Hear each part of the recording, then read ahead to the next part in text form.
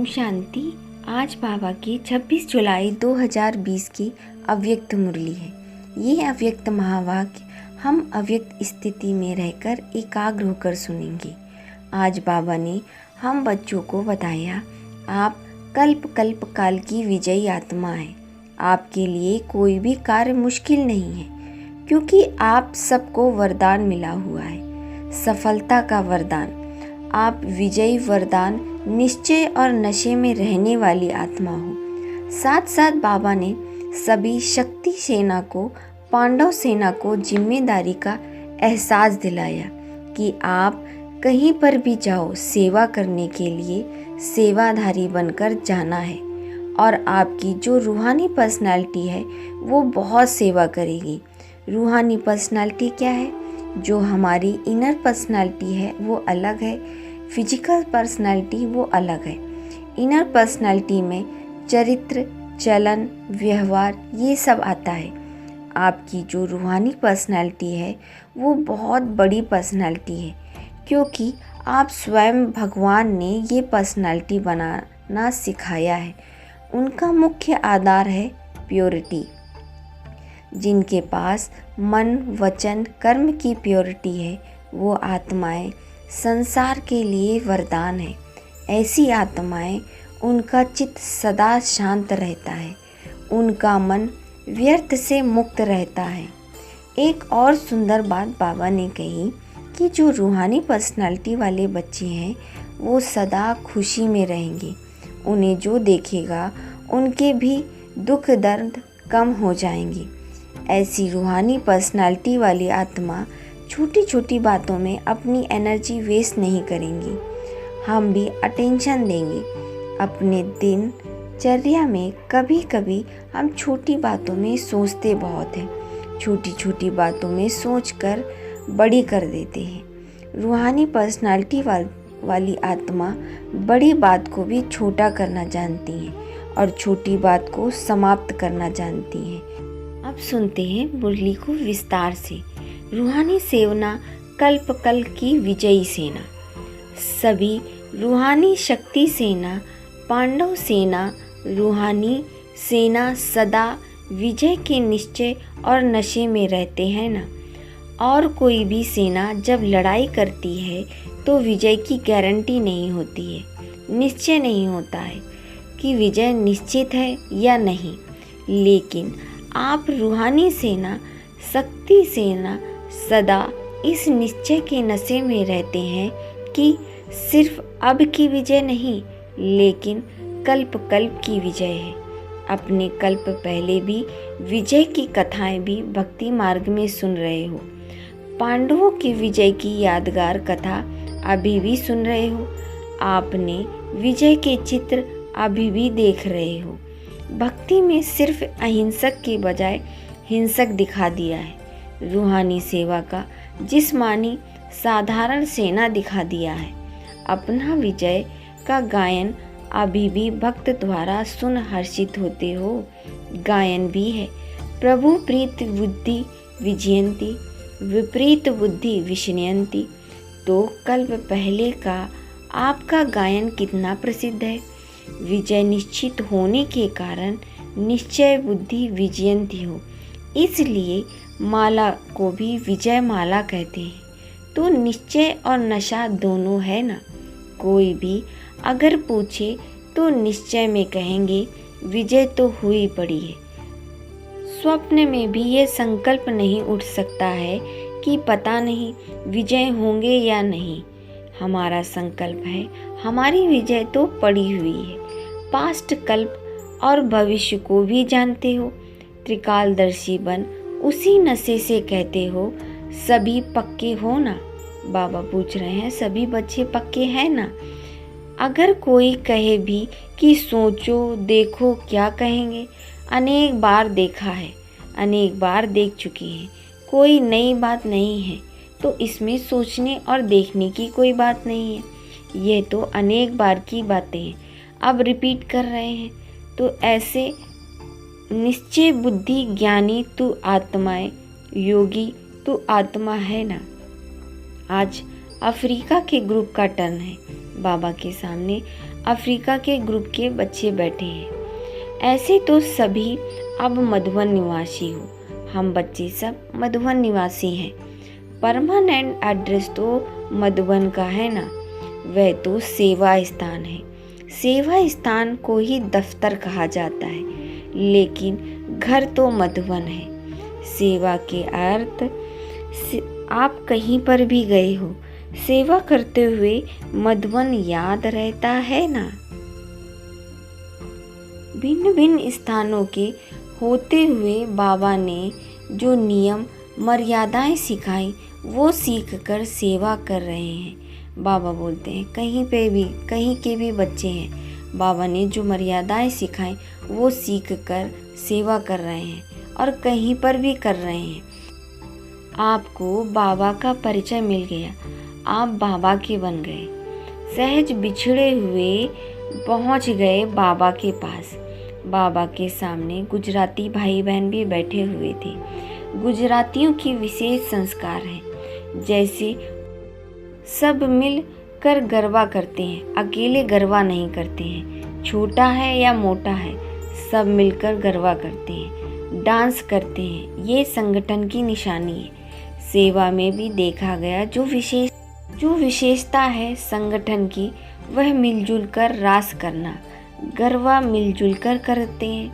यहाँ पर भी हमें संस्कार मिलाने की रास करनी है। यहाँ पर भी कोई कैसा भी हो, आपको संस्कार मिलाने की रास करनी है।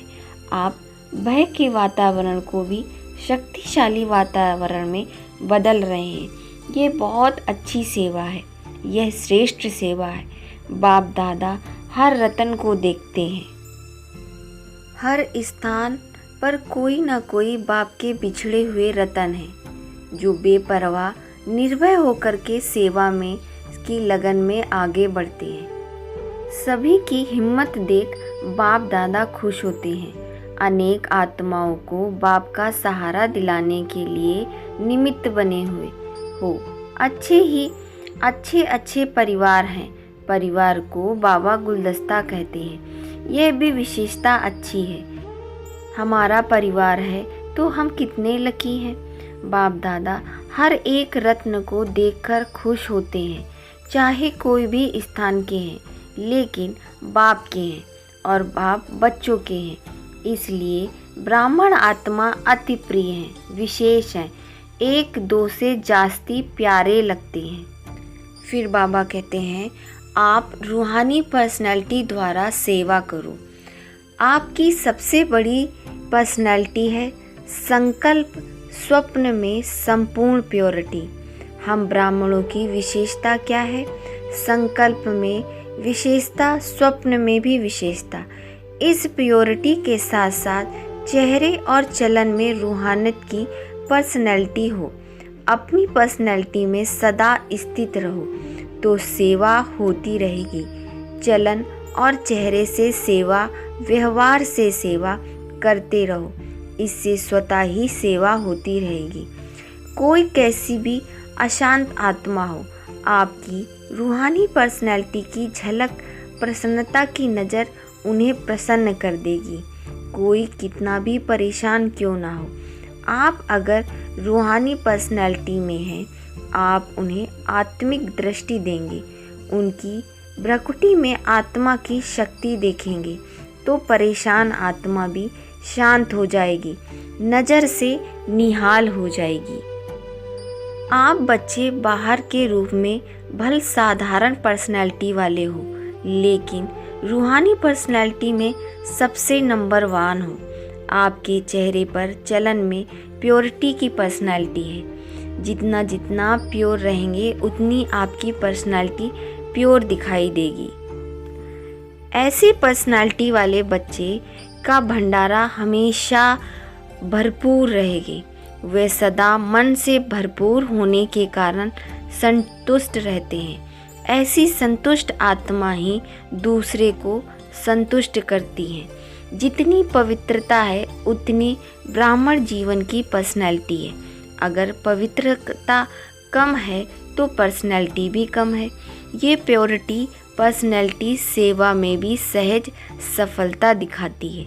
लेकिन यदि एक विकार भी अंश मात्र है तो दूसरे साथी भी उनके साथ जरूर होंगे। जैसे पवित्रता का सुख शांति से गहरा संबंध है, ऐसे अपवित्रता की भी 5 विकारों से गहरा संबंध है।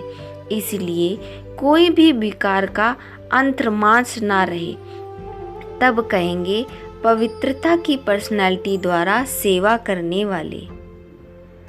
अभी समय की समीपता के अनुसार नज़र से निहाल करने की सेवा का समय है। जब आप लगातार सकारात्मक सोचते हैं तब करते हैं, नैन से पवित्रता किरणें सामने वाले को शांत कर देती हैं। इसको कहते हैं नज़र से निहाल करना। बशर्ते आपकी रूहानी दृष्टि हो, आत्मिक दृष्टि हो, तो ये सब सेवा करनी है। आपकी एक नज़र से वो प्रसन्न चित हो जाएंगे, दिल की आश पूर्ण हो जाएगी। आपकी ऐसी पवित्र दृष्टि से सामने वाली आत्मा शांत हो जाएगी और उनकी आस पूर्ण हो जाएगी। जैसे ब्रह्मा बाप की सूरत और सीरत की पर्सनैलिटी थी, तब आप सब बच्चे आकर्षित हुए। ऐसे फॉलो फादर करना है और सर्व प्राप्तियों की लिस्ट बुद्धि में इमर्ज करो कि मुझे बाबा से क्या क्या मिला, क्या क्या सीखा और क्या क्या पाया। जब वो लिस्ट मर्ज रखेंगे तो चलन और चेहरे में प्रसन्नता दिखाई देगी। ये पर्सनैलिटी औरों को भी आकर्षित करेगी। रूहानी पर्सनैलिटी से सेवा करने के लिए अपना मूड सदा खुशियों से भरपूर रखो। मूड बदलनी नहीं चाहिए।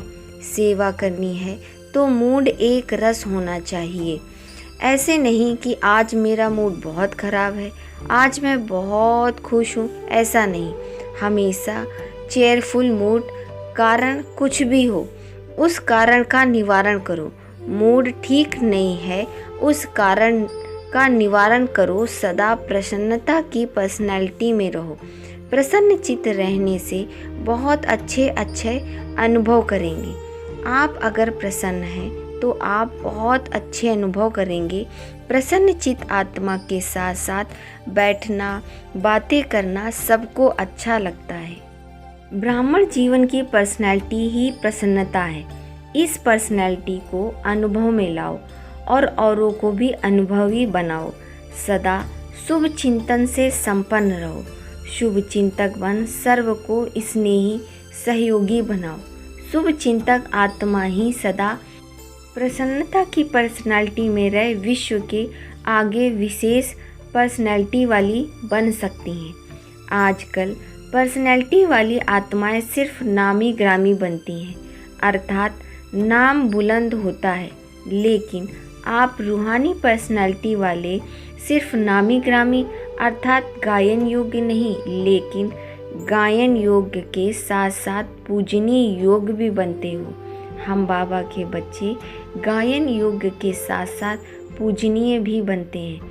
कितने भी बड़े धर्म क्षेत्र में, राज्य क्षेत्र में, साइंस के क्षेत्र में पर्सनैलिटी वाले प्रसिद्ध हुए, लेकिन आप रूहानी पर्सनैलिटी समान 63 जन्म पूजनीय बने।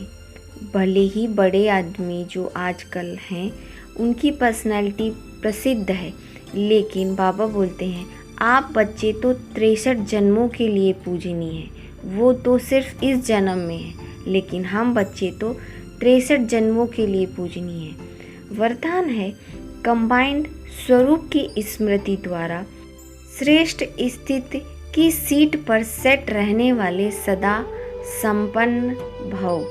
संगम युग पर शिव शक्ति के कंबाइंड स्वरूप की स्मृति में रहने से हर असंभव कार्य संभव हो जाता है। यही सर्वश्रेष्ठ स्वरूप है। इस स्वरूप में स्थित रहने से संपन्न भव का वरदान मिल जाता है। बाप दादा सभी बच्चों को सदा सुखदायी स्थिति की सीट देते हैं। सदा इसी सीट पर सेट रहो तो अतीन्द्रिय सुख के झूले में झूलते रहेंगे। सिर्फ विस्मृति के संस्कार समाप्त करो। स्लोगन है पावरफुल वृत्ति द्वारा आत्माओं को योग्य और योगी बनाओ। अच्छा, ओम शांति।